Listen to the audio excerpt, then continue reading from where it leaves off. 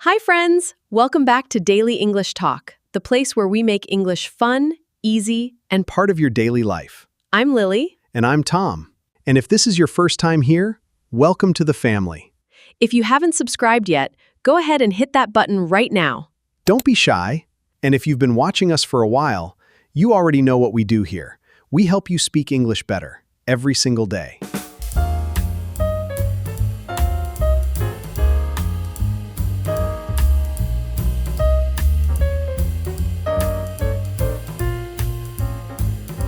So thank you, genuinely, for being part of this. If you're new here, we upload a lesson every single day.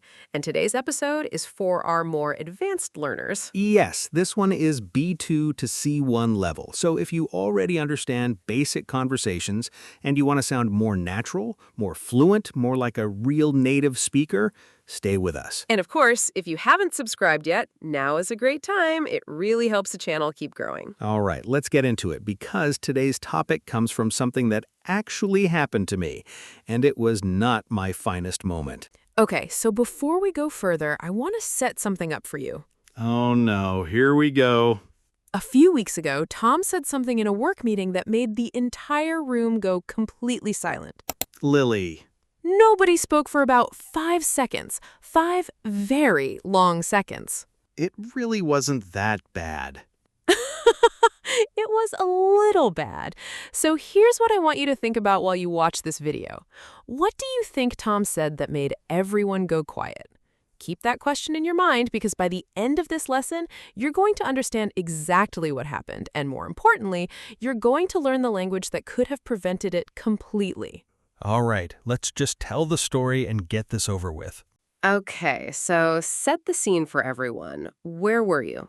So this was a team meeting, maybe 15 people, including my manager and a few people from another department who I didn't know very well.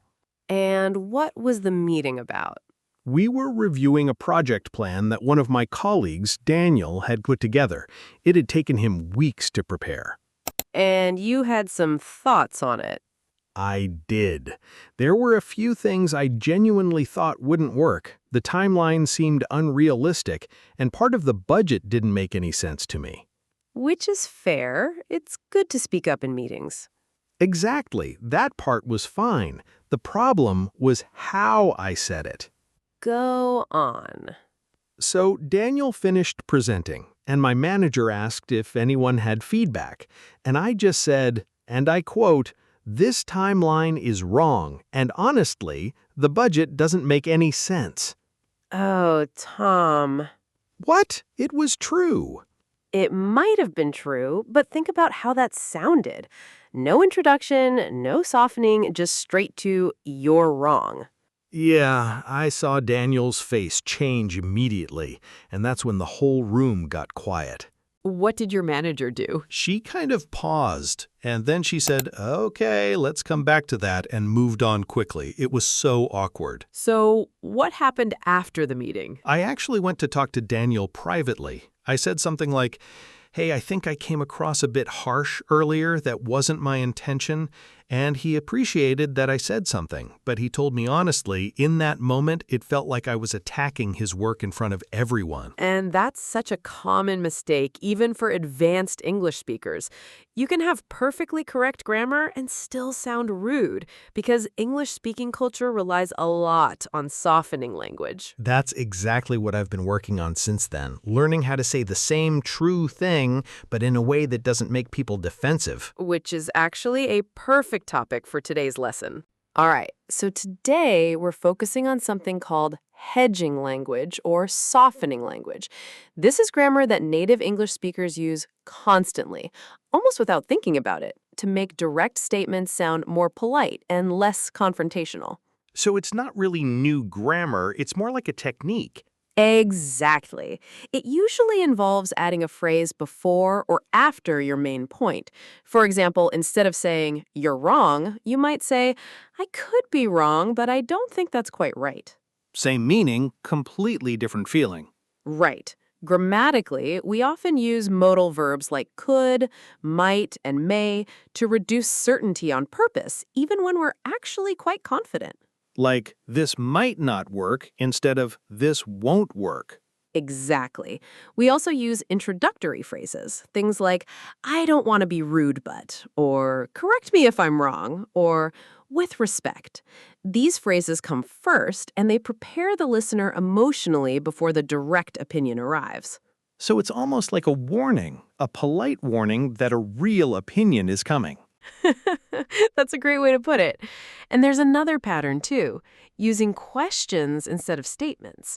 Instead of, this is a bad idea, you could say, have you considered a different approach? That completely changes the dynamic. It invites conversation instead of shutting it down. Exactly. The listener doesn't feel judged. They feel included in solving the problem. I really wish I had used one sentence like that in my meeting. Well, now you're going to have several ready from next time.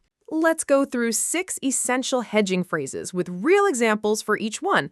Phrase 1, to be honest. This phrase signals that you're about to say something direct, but it softens the delivery. I used this with a roommate once. She asked if she could borrow my car for a road trip, and I really didn't feel comfortable. What did you say? I said, to be honest, I'd rather you didn't. I'm a little nervous about long trips with it. And because I started with to be honest, she understood immediately that I was being sincere, not making an excuse. It signals sincerity right away. Word number 2. I don't want to sound rude, but... This one is perfect for situations exactly like Tom's meeting. Believe me, I know that now. I actually used this phrase last week with Daniel, funny enough. Tell us. We were discussing a new plan, and I disagreed with part of it again. But this time I said, I don't want to sound rude, but I'm a little concerned about the timeline again. Could we look at it together? And how did that land? Completely different reaction. He actually thanked me for bringing it up early. Word number 3. Correct me if I'm wrong, but this phrase is brilliant because it protects both people. It shows humility, even if you're actually very sure of yourself. I used this with a customer service agent once when I thought they'd made a mistake on my bill. How did you phrase it? I said, correct me if I'm wrong, but I think this charge might be a duplicate. Instead of getting defensive, she actually checked immediately and found the error. Because you gave her space to be right, too, instead of accusing her directly. Word number 4. It's just that. This phrase is great for explaining a hesitation without sounding like a complaint. I used this with my sister when she invited me to a party the night before a big exam. What did you say? I said, I'd love to come, it's just that I have an exam early the next morning, so I might need to leave early. Notice I didn't say no, I softened it and gave a reason. That keeps the relationship warm while still setting a boundary. Word number 5. No offense, but... This one is common, but it needs to be used carefully because it can still sound blunt if the sentence after it is too harsh. I heard a friend use this well recently. He said, no offense, but I think we should get a second opinion on this quote before we agree to it. That works because the second part is still respectful. It's about the situation, not the person. Right. No offense doesn't permit you to be harsh. It just prepares the listener. Word number 6. Have you thought about... And finally, turning a criticism into a question. This is actually the phrase I use with Daniel now whenever I have concerns. Give us an example. Instead of saying, your plan won't work, I now say, have you thought about what might happen if the deadline moves? It opens a conversation instead of closing one. Look at you growing. I'm trying. It's a process. And that's the real skill here. It's not about hiding your opinion. It's about delivering it in a way that keeps the conversation open and respectful. Which honestly matters just as much as grammar accuracy when you're speaking English in real situations, at work, with friends, anywhere. All right, let's bring it all together. Today, we practiced 6 hedging phrases that soften direct opinions. To be honest, I don't want to sound rude, but correct me if I'm wrong. It's just that, no offense, but, and have you thought about? And we learned that hedging isn't about being weak or avoiding the truth. It's about respecting the listener while still saying what you actually think. Exactly. Fluent English isn't only about vocabulary and grammar, it's about tone, timing, and awareness of the people around you. I definitely wish I had known these phrases before that meeting. Well, now you do, and so does everyone watching. So here's your practice for today.